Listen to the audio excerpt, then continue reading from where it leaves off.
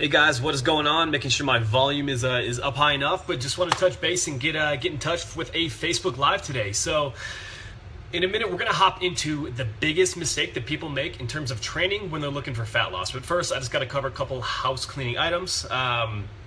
First and foremost, Green Bay Packers won this past weekend, beat the Giants. I'm pretty pumped about that. I got a couple clients that are Giants fans, and I had to rub it in a little bit, but now it's on to the next one, on to the Cowboys. Is going to be tough. Dallas is a good team, but hey, that's the way it goes. That's the playoffs. Beyond that, New Year's is up and running, so a lot of people are starting, all these new challenges are getting ready to go in terms of weight loss or dieting down, getting after it. Gyms are crazy, and with that, I put together a brand new article called, I believe it was 9 challenge-based workouts to help you get out of a training rut. So in a moment, I'm going to post that directly in the links below, and those are going to be 9 different things you can really shoot for within a training program that are going to give you, something fun to do, some way to push yourself beyond where you would normally go and get out of that training rut and stay motivated. So, like I said, I'll post that in a moment. Let's see, we got a new batch of hybrid fitness business clients that are up and rolling, and that's excellent to go. So we got a number of trainers that are working on building their business both in person and online, getting published and all that stuff, which is great and it's exciting, and I have a blast helping people. So beyond that, the next thing is I normally do this group in our Minimalist Muscle Facebook group, which is a closed group, but give me a second and I'm going to put it in the links below if I can see on my computer. But so the Minimalist Muscle group that we have is excellent. We've got, I think, 1,200 people highly engaged, people that are motivated, asking questions. I've got a number of excellent coaches that are in there who are providing constant feedback and support. So feel free to join the group if you guys have any questions regarding training, any of that stuff, training, nutrition. Feel free. Okay, there we go. Had to make sure that URL was in there. Perfect. But join the group, guys. We do these calls much more regularly, and it's a great way to have some support and get some great results. So with that, let's jump into what we're focusing on, and that is the biggest mistake that people make in terms of their training when it comes to fat loss.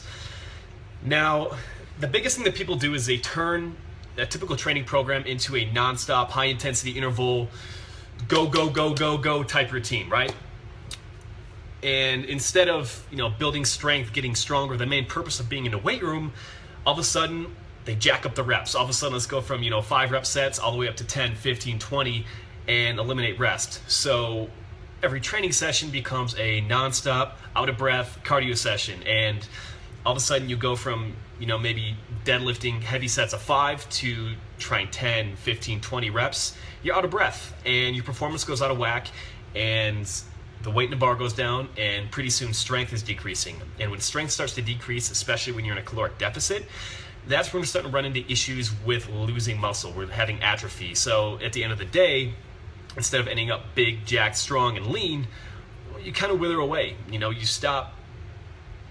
You more or less miss the point of fat loss, right? None of us really want to be just skinny or just lean. We want to have a lean, muscular, athletic frame. We want to have muscle to support and performance to support that active lifestyle. So don't turn everything into a nonstop cardio session.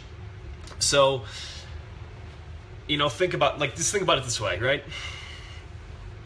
The first thing that happens when we take too much weight off the bar and we turn everything to cardio is weight starts to go down. And if you've been at this for a while, it takes a long time to really burn or to really build up that big foundation of strength, and even longer to build up that foundation of lean muscle tissue. And once we start to get to that point and we start to have some atrophy and lean muscle starts to go away, that's when we run into issues with metabolism. So lean muscle is definitely more active than fat tissue, and as soon as that starts to eliminate, then we're looking at issues with metabolism slowing down, just from like a chemical perspective within your body. We're looking also at anabolic hormones when we're starting to see some of this atrophy where testosterone might be a little bit lower. This is important for women as well to have a baseline level of testosterone. Growth hormone is going to decrease, and without growth hormone, we're really going to struggle in terms of fat loss, energy, and sleep quality. And overall performance is just going to drop. So, at the end of the day, none of us want to end up smaller, weaker, or have a slower rate of fat loss. So instead of turning everything into a nonstop circuit, train heavy at least once per week. I've got a full article on this. I'll put it in the comments below so you can see what I mean a little bit more, but train heavy at least once per week.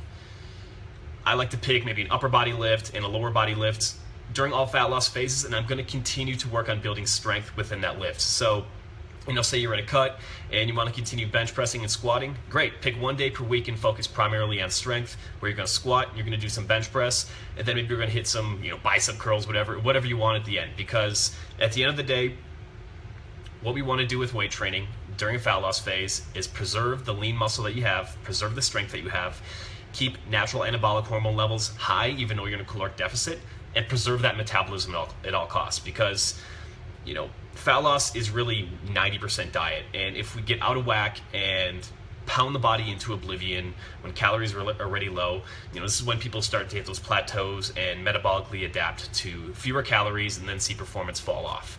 So if you have one takeaway, one thing that you can do in terms of training for fat loss, whether it's for you personally, for your training buddies, or for your clients, is keep the role of strength training the role. Like, the primary method is still going to be to build muscle and strength. Now, the only change, when you're training for fat loss, that role becomes, instead of building strength and building muscle, it's more likely going to be preserving strength, preserving the muscle that you have. But in turn, focus a little bit more effort simply on that diet, keep the big tenets where they need to be, and if anything, add a little bit more conditioning into your workout. So it could be adding hill sprints, it could be jumping rope, it could be hiking. I don't really care what you do in terms of cardio. We could get into little specifics and what's best, but for most people, just do something that's going to help get your heart rate up, burn a little bit more fat, and keep everything rolling. So I'm going to post that article right now. I think it was called Blended Training for Fat Loss. Steve, what's up, man? Keep the goal the goal. I think keep the goal the goal was originally a Dan John quote. I might be wrong, I might be not. Hey, Marwan, what's up, man? Thank you very much for checking in. So, yeah, like I said, this is the number one thing where most people screw up. I get a lot of clients that come into the gym or they come online, and one of the questions I tend to ask is, what have you done in the past, and what has worked and what hasn't worked?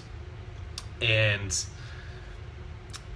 I would say at least 90% of the time it comes down to people that they get frustrated because they've tried absolutely everything in terms of training. It goes from being they go from a typical strength and muscle building routine just to a non-stop density circuit. All of a sudden they're doing 3 or 4 exercises in a row in a giant circuit, and it's that way 5 days a week, and then they're plastering on another 4 or 5 days of cardio, plus they're having 500 fewer calories than they were before.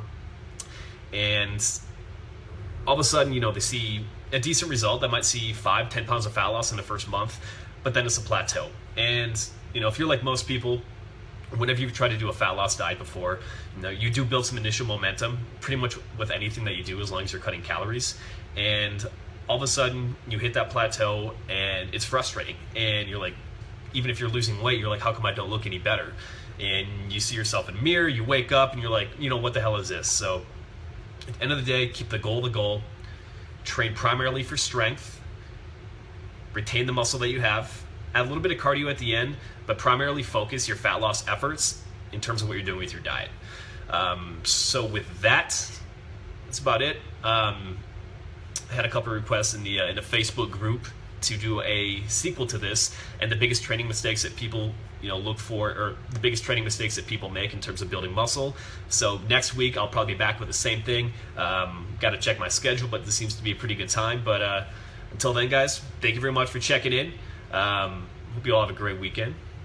I'm gonna have a great weekend as long as Green Bay wins, and I'll talk to you next time. Thanks.